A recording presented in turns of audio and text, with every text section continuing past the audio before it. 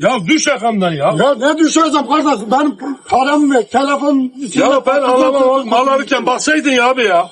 Kutunun Hayret üstüne bir şey ya. ambalaj etmiş Bir koymuşsun gel ya. Ben mi bağırma koydum ya? ya. Millet bakıyor size. Ne var gene? Abi Ne ben- konuşuyorsunuz ya? Ya burada Abi- bir çay keyfi yapacağım. Ya telefon aldı. Telefon sattık bu arkadaşa. Tamam. Ben alan adamdan haberim yok. Adam aldı ben de buna verdim içinden patlıcan çıkmış. Ya sen telefoncu değilsin bir şey Ya- değilsin. Sen telefon niye satıyorsun millete ya?